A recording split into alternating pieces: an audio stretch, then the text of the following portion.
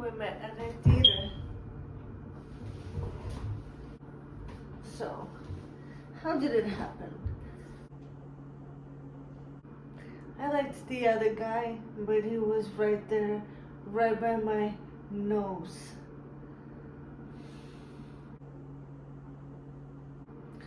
So I said, okay, you could come live with me since you're a bum.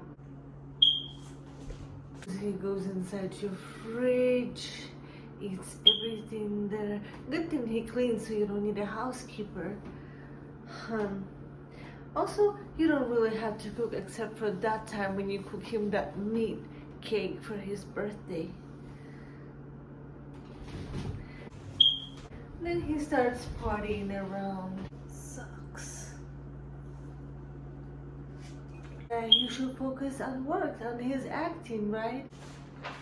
3.5 years later of supporting him, he's a young, handsome guy.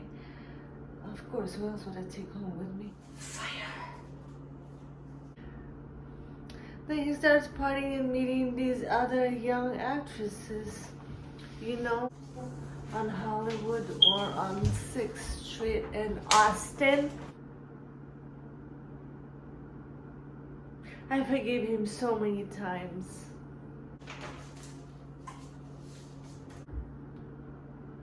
When I lost my job after getting into an accident, I said no.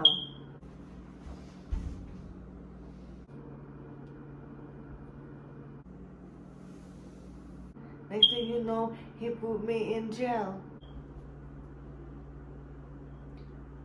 Are you gonna smoke?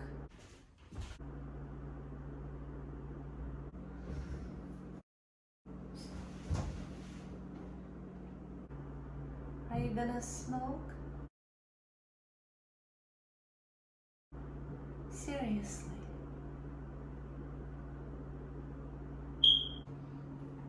You're pushing it.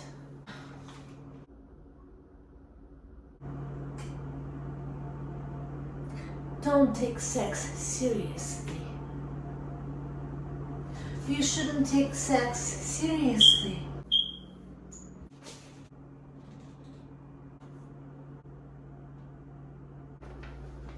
I drive my boyfriend, who I support, to another strip club or whatever that he works at now. I guess he wants to pay me back. I was doing ride share at the time, working as always, supporting my younger guy, to pay for his phone, buy him clothes, buy food, and he used to stay home and clean. And I encouraged him to pursue his acting career, you know. Instead of pursuing his acting career, he decided to pursue strippers. Alright. So, one night when I'm working, as he is out somewhere with another employee, I am getting into an accident. Somebody bumps from behind again. So I let him know that this happened and I had a work break for a couple of months. Are you gonna smoke? And so then he goes on to say, I will support you because you have supported me. But then he goes missing for 4 days, right after I drive him to work and let him know that I texted him and let him know that I just found out that my father passed away. He says, holy shit, I'm sorry. And then he goes missing for 4 days. And then I don't have any more money to pay his phone bill as I usually do. So his phone gets turned off because he never paid for his phone. Are you gonna smoke? Then he texts me, "What? Stop messing with my phone." And I go, Are you able to come home soon? It's been 4 days since you've been missing. And then he says, yes, and I'm going to pay rent as well because I've been working. All right. Then he comes back home and then he tells me, there's no money. So I rush into the closet where he got undressed so I can check his pockets for my money. And then he pushes me, and then I hit the metal thing with my leg after he pushed me.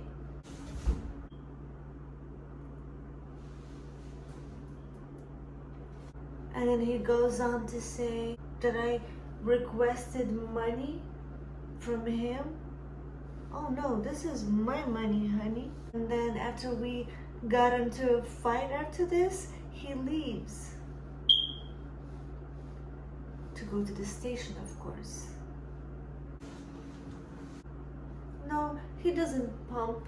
He does the usual managerial things, managing bartenders, managing different curvy girls on 6th Street in Austin. Are you gonna smoke? Let's order vodka and Coke. Smoke.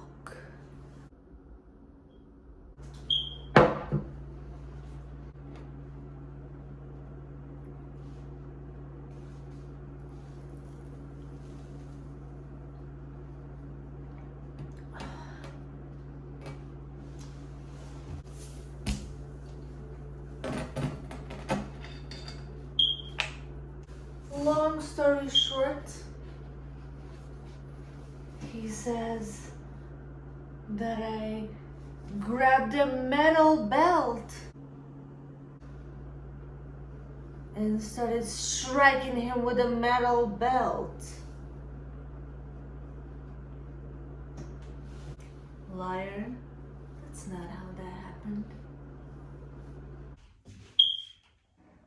Now, we have to pay rent. We're now having problems with our apartment. He doesn't have money for the rent.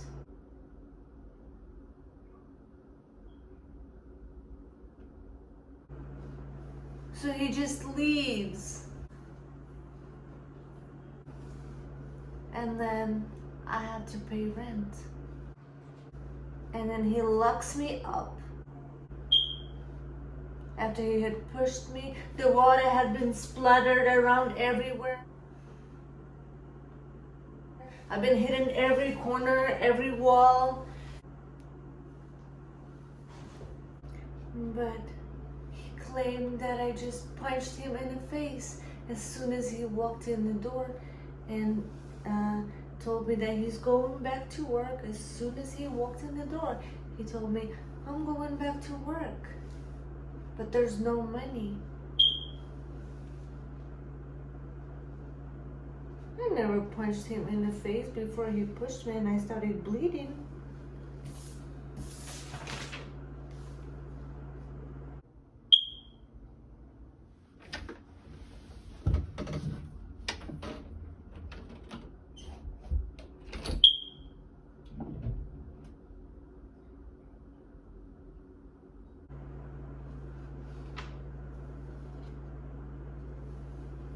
Then he goes on to say that I grabbed his shoulders